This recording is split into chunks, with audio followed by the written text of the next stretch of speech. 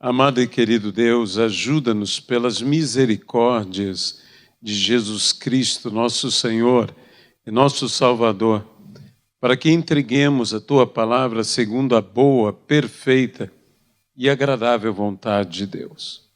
Que o Espírito de Cristo, que é o Espírito de revelação, se manifeste em nossas vidas e possa fazer a diferença em nossas vidas. Abençoa-nos, que toda honra, que toda glória, que todo o louvor sejam dados hoje e eternamente, unicamente ao Senhor. No nome de Jesus Cristo.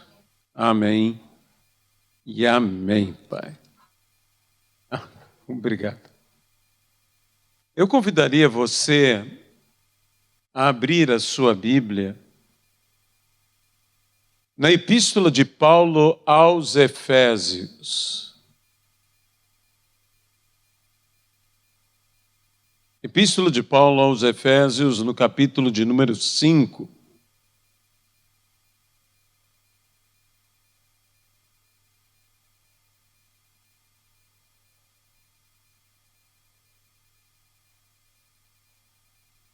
Do versículo 18 ao versículo de número 21 e especialmente o versículo de número 20. Diz o apóstolo Paulo aos cristãos que estavam em Éfeso: E não vos embriagueis com o vinho no qual há dissolução, mas enchei-vos do Espírito, falando entre vós com salmos, entoando e louvando de coração ao Senhor com hinos e cânticos espirituais, dando sempre graças por tudo a nosso Deus e Pai, em nome de nosso Senhor Jesus Cristo, sujeitando-vos uns aos outros no temor de Cristo, dando sempre graças por tudo a nosso Deus e Pai, em nome de nosso Senhor Jesus Cristo. Que Deus possa abençoar a sua palavra em nossas vidas, no nome de Jesus Cristo. Amém. As ações de graças, biblicamente, têm um poder extraordinário. A Bíblia nos fala sobre a postura de gratidão.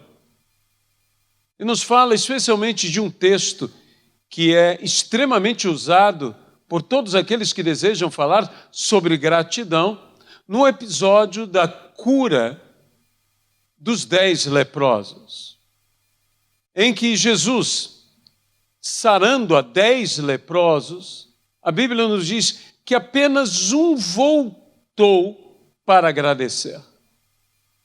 A esse que voltou para agradecer, Jesus disse: vai, a tua fé te salvou.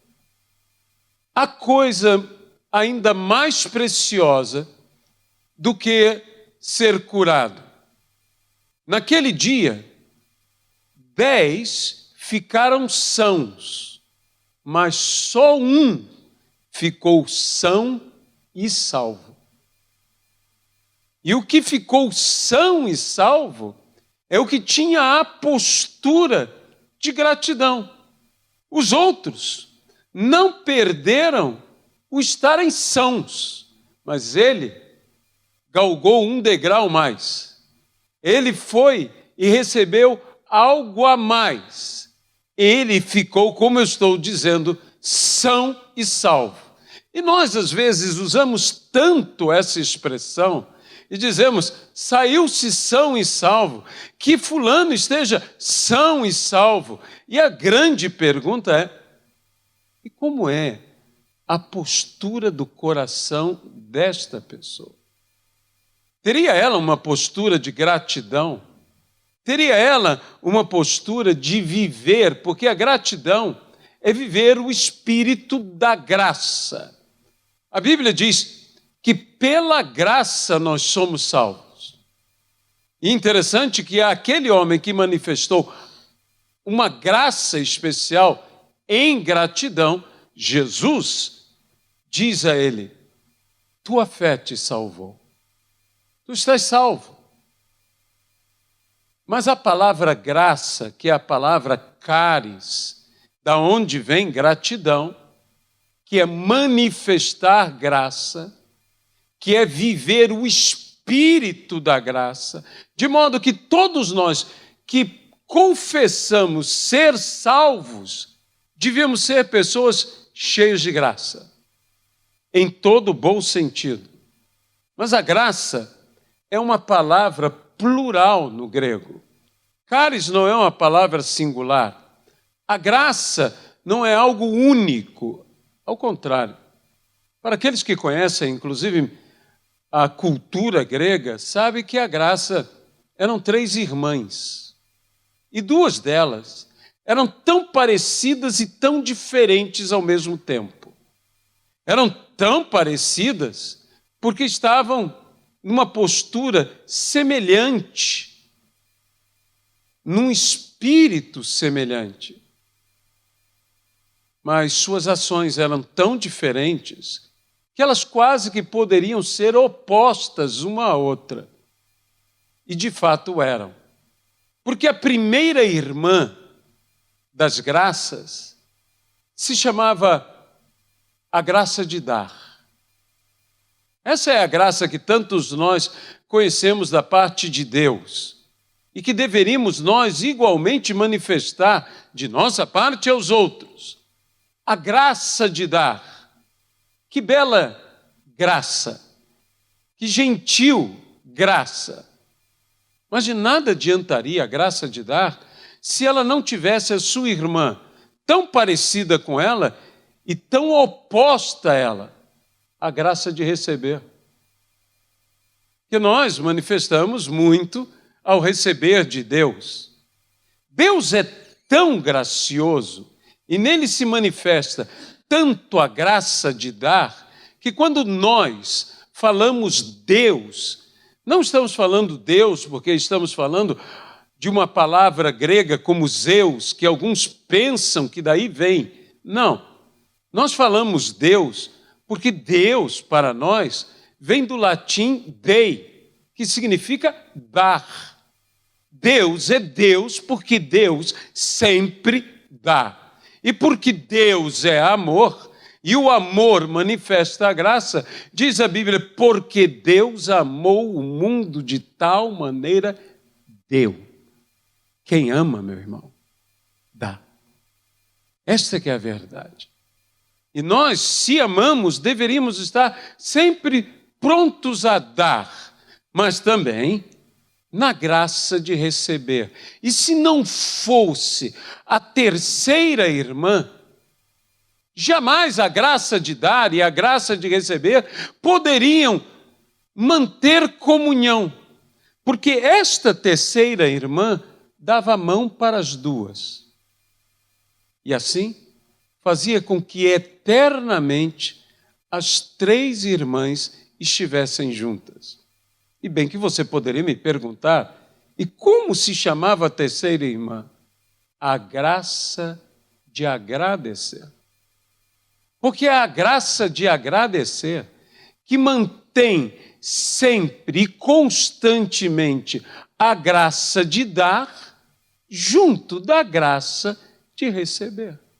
E aquele que dá mais se anima de dar, e aquele que recebe, mais se anima de receber. Se nós tivermos a graça de agradecer. Ações de graças são uma chave. E eu diria, uma chave para o sobrenatural. Quando Cristo enfrentou um grande desafio, e normalmente nós com Cristo enfrentamos desafios, aos nossos olhos, alguns deles impossíveis. Foi um dia deste que uma multidão chegou a Cristo e apenas de homens havia 5.000.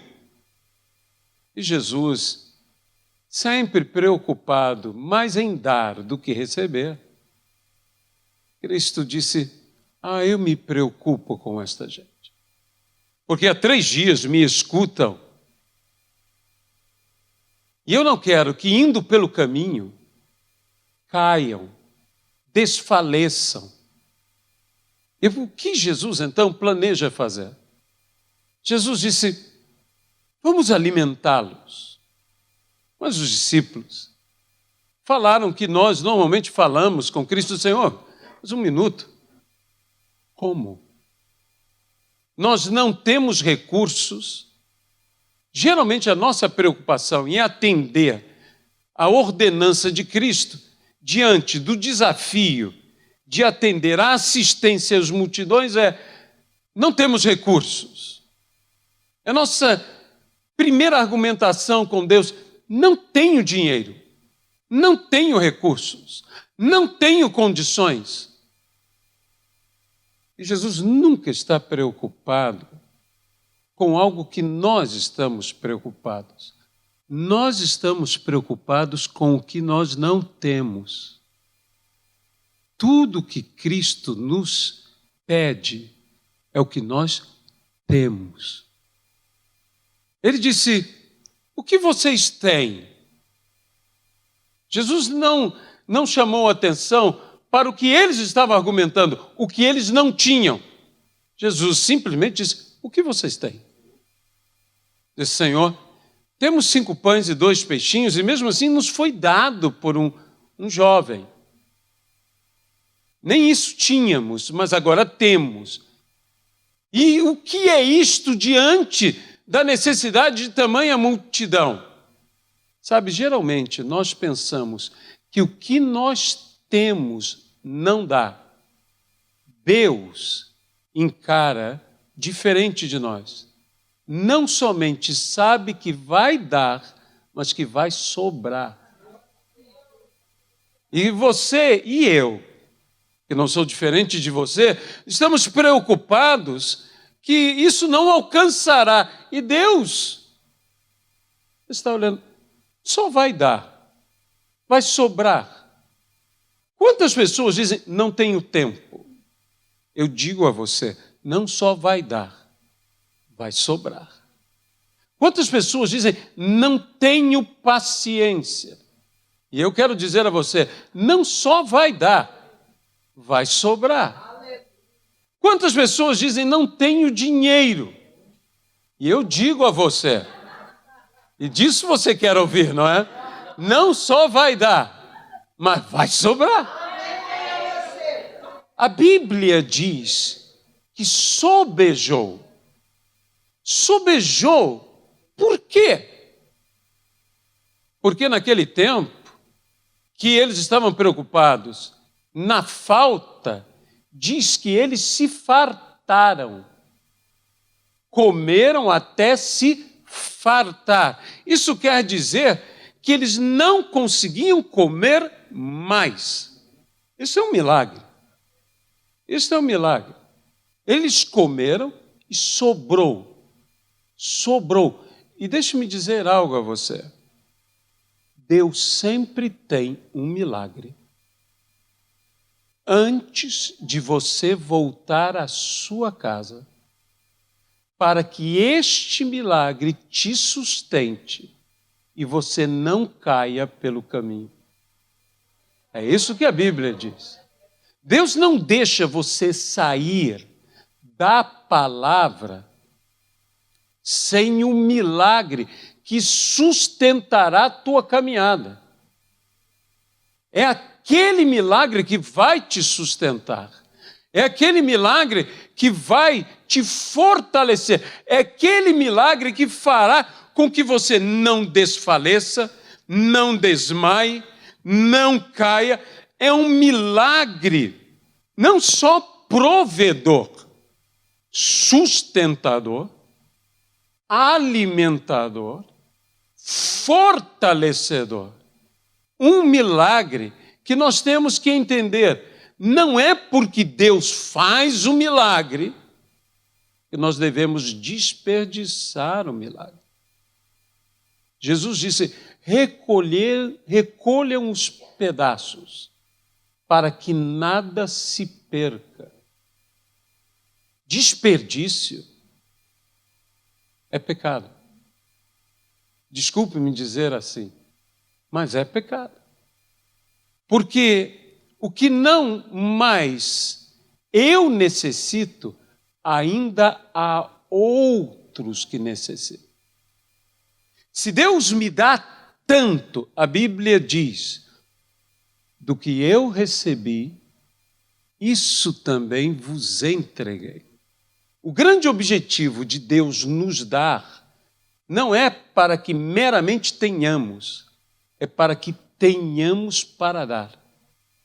Esse é o grande objetivo de Deus. E quanto mais tivermos, mais poderemos dar. E 2 vezes Jesus fez esse milagre. Uma, atendendo a 5.000 com 5 pães. Outra, atendendo a 4.000 com 7 pães. Quando Cristo atendeu a 5.000 com 5 pães, sobraram 12 cestos. Quando Cristo atendeu a 4.000 com 7 pães, sobraram 7 cestos. Eu esperava que com mais pão e menos gente, sobrasse mais. Mas a matemática de Deus é diferente da nossa. Quando é menos pão e mais gente, sobra mais. Porque quanto maior o desafio, maior a sobra, porque maior é a graça. Essa é a verdade. Mas se você quer saber o motivo pelo qual se sobrou mais, pensemos um pouco. Eram 7 pães para 4.000 homens. Eram 5 pães para 5.000 homens. Onde é 7 pães para 4.000 homens, se parte e reparte. E se partindo e repartindo, se comparte. Mas onde há 5 pães para 5.000 homens, mais se parte e reparte, mais se comparte. E onde mais se parte e reparte, mais se comparte, mais se multiplica. Por isso que quando a bênção de Deus vem, e mais partimos, compartimos e repartimos, mais multiplicamos. Mas se mais retemos, menos multiplicamos. Esse é o grande segredo da comunidade de Cristo. E Cristo queria ensiná-los. E veja, milagre, enquanto milagre é grande testemunho, mas quando entendido, vira ensino. A Bíblia diz que os discípulos tiveram ou fracassaram quando temeram o mar, porque não entenderam o milagre da multiplicação dos pães. Então, milagre não foi feito apenas para ser vivido, foi feito para ser entendido. Os milagres de Jesus guardam ensinos de Jesus. E, já que estamos falando sobre gratidão, sobre graça, eu te direi que o agradecer é a chave do sobrenatural. Porque, veja, quando Jesus multiplicou os pães, a Bíblia diz que ele tomou os pães e os peixes, os abençoou e deu graças. Não houve um pedido. Talvez se fosse eu, quem sabe se fosse você, nós antes teríamos orado de uma maneira diferente da de Jesus. Nós diríamos: Pai, multiplica esse pão, multiplica esse peixe. Mas Jesus agradeceu. Jesus abençoou o pão, abençoou o peixe e deu graças. deu graças. E tão abençoado, e tão agradecido era o pão, que o pão não teve opção. Teve que multiplicar. Veja, quando Jesus ressuscita Lázaro, Jesus ora. Sabe por que nós não ressuscitamos, gente? Porque nós não oramos como Jesus. Jesus, diante do túmulo de Lázaro, começou a oração com uma introdução maravilhosa. Ó Pai, eu sei que tu sempre atendes a minha oração. E o que você espera? Que ele diga, ressuscite a Lázaro. Mas não, Jesus não pede nada ao Pai e diz, Lázaro, vem para fora. O mais surdo dos homens ouve, que é um morto. Ninguém é mais surdo que um morto. Mas Lázaro, diferente de nós, ouviu. E Jesus não disse a ele, Lázaro, ressuscite. Jesus disse, vem para fora. E para Lázaro vir para fora, tem que ressuscitar. De modo que Lázaro é forçado a sair. Porque Jesus deu a ordem, vem para fora. E tudo que for necessário para que esta ordem aconteça, vai se realizar. Então, há ordens que Cristo tem dado à nossa vida, e nós estamos assim, quando o Senhor dirá, objetivamente, se Ele já disse que você vai sair, você vai sair.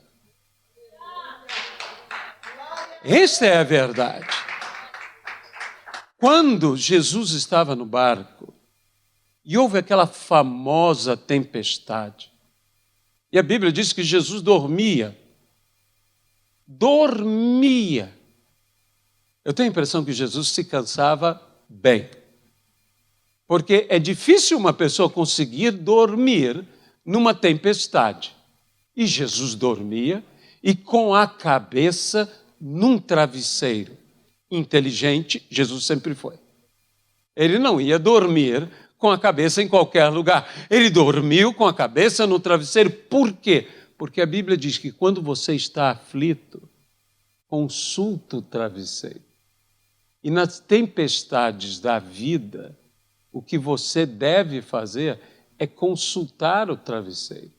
Porque aos seus, Deus dá enquanto dormem. E aos profetas, ele fala através de sonhos e visões. De modo que se você não aprender a descansar, você nunca vai ouvir a Deus. Você tem que aprender a usar o travesseiro. Você me permite acrescentar algo? Diz a Bíblia que Deus criou o mundo em 7 dias. E no 7º dia, descansou de toda a sua criação. Mas nós, quando lemos a narrativa da criação, vemos a narrativa da criação até o 6º dia, e diz, e no 7º dia, Deus descansou de sua criação.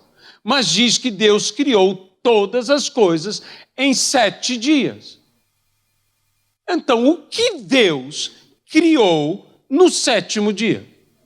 O descanso. E se Deus não tivesse criado o descanso, tudo que Ele tinha criado tinha deixado de existir. Porque o descanso restaura todas as coisas criadas. Quando você descansa, você restaura. Quando você descansa a terra se restaura.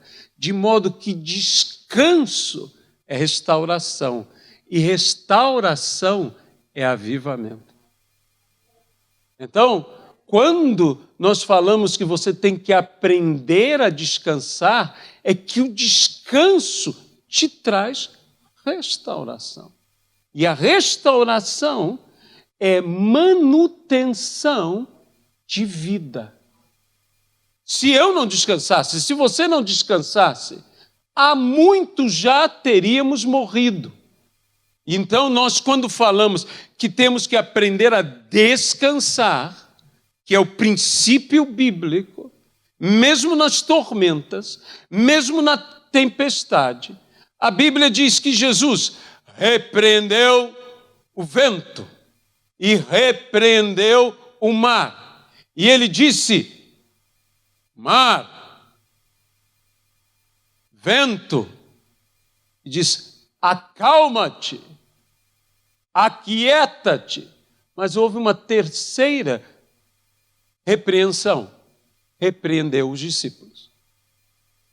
Depois de repreender o mar e de repreender o vento.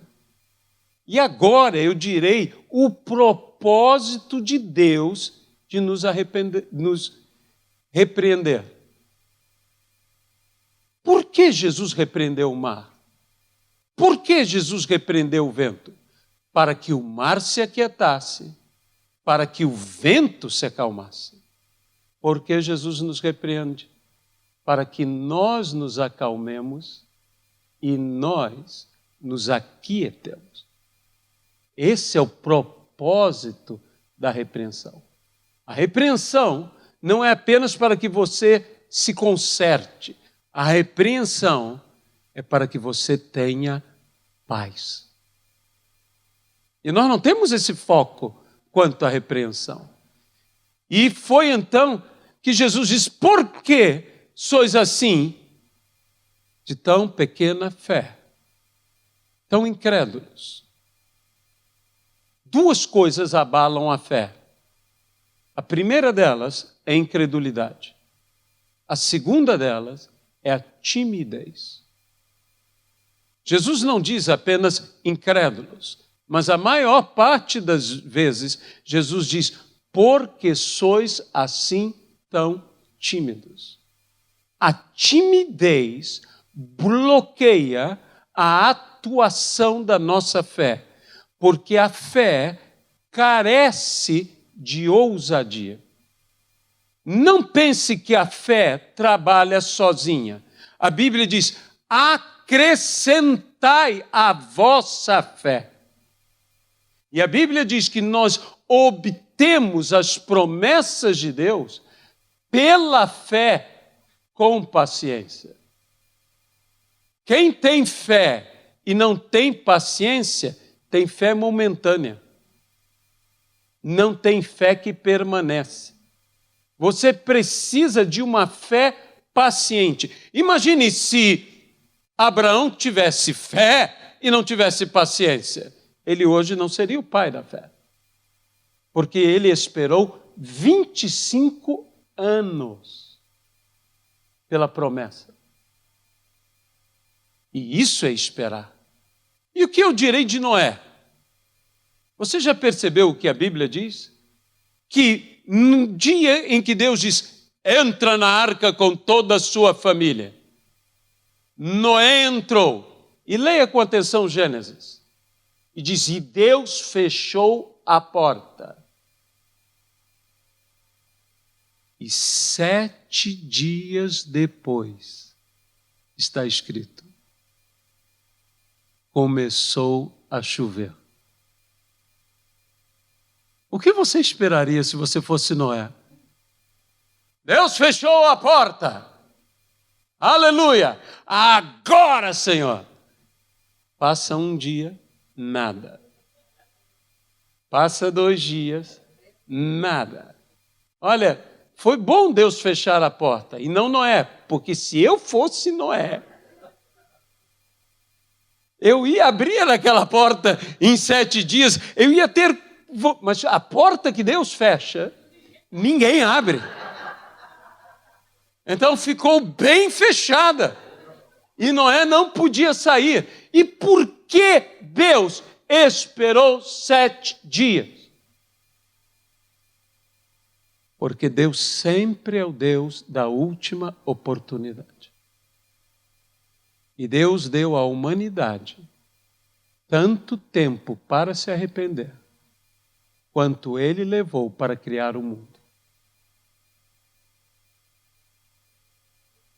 É esse o tempo que Deus nos dá, o tempo da criação para nos arrepender. E justamente porque Jesus usou graças. Porque a ação de graças é uma chave tão poderosa para o sobrenatural. Porque Jesus disse: quando você pedir alguma coisa, crendo que já recebeu, assim será contigo. Deixe-me esclarecer um princípio básico de educação. Quem crê que já recebeu, não pede, agradece. Quem pode dizer amém a isso? Por isto, agradecer é a mais poderosa oração de fé. Cristo não pediu, Cristo agradeceu. A mesma coisa no túmulo de Lázaro. Pai amado, eu te dou graças, porque tu sempre atendes a minha oração. Antes de Lázaro levantar-se, ressuscitar, te dou graças. Nós usamos muito pouco este poder, esta chave do sobrenatural. Essa chave de podermos dar graças.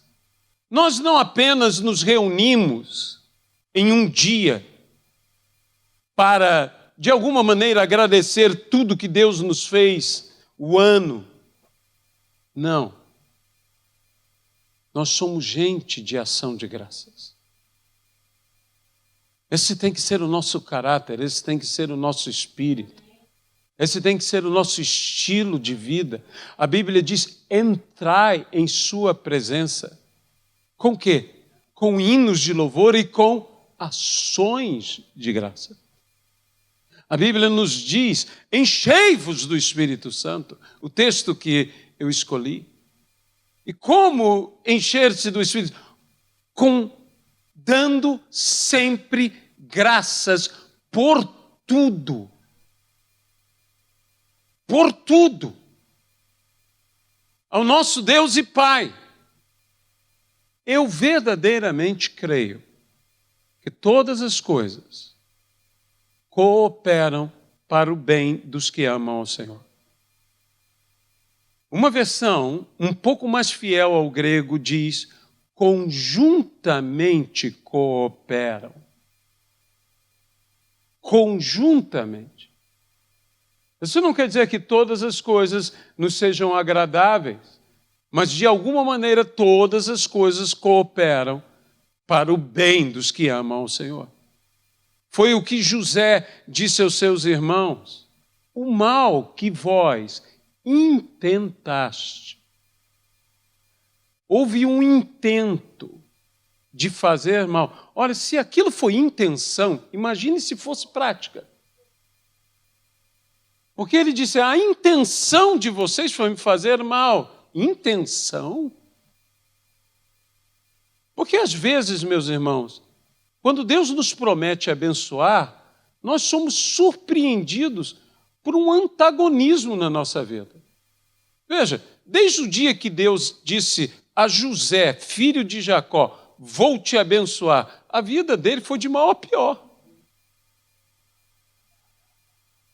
E talvez você experimente algo assim: vou te abençoar, aleluia! E no outro dia diz: Deus, isso é bênção? Veja, vou te abençoar. Até seu pai, sua mãe e seus irmãos hão de se inclinar diante de você. Uau, Deus! No outro dia, ele vai procurar seus irmãos. E encontra. E o que acontece? Seus irmãos dão uma surra nele. Era imposição de mãos e de pés de toda parte. Depois de... Que bênção, não é? Depois disso, o jogam num poço. Isso é bênção? E você vê José, e José não faz uma coisa que eu faria de imediato. Eu disse, eu não estou entendendo nada. Depois disso, eles o tiram do poço e o vendem como escravo. Vendem. Isso é bênção. Quando ele chega no Egito, se eu fosse José, eu dizia, não, algo vai acontecer, Deus vai me tirar dessa, meu pai vai saber, meu pai vai me tirar dessa. Quando ele chega lá, é revendido como escravo. Bênção dobrada, né? Cresce escravo na casa do seu senhor egípcio. E a Bíblia diz algo que ele fica formoso e de belo porte, mas escravo. Era bonito, era vistoso, mas era escravo. Isso trabalhou contra ele, porque a senhora olhou e disse, ai, ai, ai, ai, ai. E agora ele é atacado por uma tarada, porque arranca a roupa dele. Isso é uma tarada. E José tem que correr, peladão, peladão, peladão. E eu não peço que você imagine para que você não peque, mas José correu nu, nu. E depois de ser tão fiel, porque, sabe, no hebraico, quando ela diz, fique comigo, ele, em português está, como faria isto? Em hebraico isso significa dizer, não está em mim, eu não consigo ser infiel. Nós deveríamos ter esse traço em nossas vidas. Não é apenas traço de fidelidade, eu não consigo. Isso não está em mim. Como eu faria isso? É que ele pergunta à mulher, ele diz, como? Seu esposo me confiou tudo menos você, como eu o trairia? Impossível, não está em mim, eu não consigo fazer isso. Prêmio? Vai para a prisão. Que bênção! Na prisão, ele interpreta o sonho de dois homens. Um vai viver, outro vai morrer. Ao que vai viver, ele diz, lembre-se de mim. A Bíblia diz que durante 2 anos ele se esqueceu dele. Você conhece essa história que se esquecem de você? Que ninguém se lembra de você? Você fica esquecido. Tudo isto era uma provação. Mas os problemas eram o caminho pelo qual Deus tinha para uma bênção maior. Porque se Deus abençoasse a José apenas na casa do seu pai, e ele não passasse por tudo isso, porque tudo isso tinha um propósito. Veja, Faraó agora tem um sonho. E Faraó tem um sonho que é um verdadeiro pesadelo. Faraó sonha com vacas gordas e vacas magras. E José, então, interpreta o sonho para ele. Porque aquele que tinha esquecido dele, na hora certa se lembrou dele. Diz, tem um homem. Aonde que ele está? Lá na prisão. Eu não sei, se fosse José, estaria orando a Deus assim, Senhor, por favor, não me abençoe mais. Senão eu não aguento. Mais bênção dessa não dá. Porque o Senhor diz que é bênção. Para mim, eu só estou recebendo na cabeça. Mas o Senhor diz que é bênção. Tudo bem. José é chamado para ir a Faraó. Eu, se fosse chamar para Faraó, agora já era. Só falta morrer. E Faraó faz isso com uma facilidade única. Veja, Faraó tem um sonho que revela um problema. Deus nunca te revela um problema sem, nas entrelinhas da revelação do problema, te revelar a solução do problema.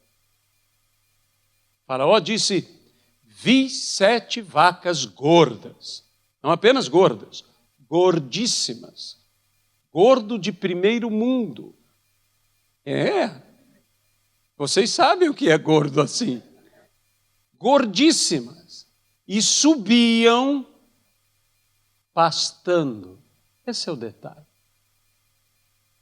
E atrás delas vieram 7 vacas magras, magérrimas, de tão magras que eram, atacaram as vacas gordas, que de tão gordas que eram, foram vencidas pelas vacas magras, que devoraram as vacas gordas, mas porque não podem processar a proteína, e você sabe que quando vaca come a proteína da própria vaca, ela vira o mal da vaca louca. Então morreram. E José entendeu. Faraó, é muito simples. Não deixe que as vacas gordas comam tudo. Porque vacas gordas têm esse costume, elas comem tudo. Não deixem que elas comam tudo. Guarde pasto para as vacas magras. E aí as vacas gordas não serão tão gordas. E as vacas magras não serão tão magras. E em vez de não ter nenhuma vaca, no final, você terá o rebanho inteiro. A solução estava no sonho desde o início, para quem tivesse olhos para ver. E Faraó disse, aonde eu encontrarei um homem sábio para fazer isso? Veja, José administrou a abundância da casa do senhor egípcio. E depois administrou a escassez da prisão. Ele era o homem preparado para administrar abundância e escassez. Tudo o que aconteceu na vida dele visava capacitá-lo para o grande desafio da sua vida, para que ele fosse abençoado, para que sua família fosse abençoada e para que muitas pessoas fossem abençoadas. Foi por isso que José disse, todo o mal que vós intentastes. O mal que acontece na nossa vida, de fato não acontece, apenas é um intento. Por mais que eu o viva, só tentou. Porque eu venci o mal. E como você vence o mal? A Bíblia diz, vença o mal com o bem. Meus irmãos, muitas vezes nós nos rendemos ao mal. É por isto que você tem que ter uma postura de fé e é por isto que o poder da ação de graças, veja, a escassez deu lugar a fartura, não a provisão. Prover é atender, pelo menos, o suficiente. Mas fartura é ter mais que o suficiente. É assim que Deus age. E para você que pensa que a provisão virá, eu te direi por que você deve agradecer. Criou Deus os céus e a terra. E no terceiro dia disse Deus: produza a terra mantimento. Mas ele só criou o homem no sexto. Logo, Deus criou a provisão antes da necessidade.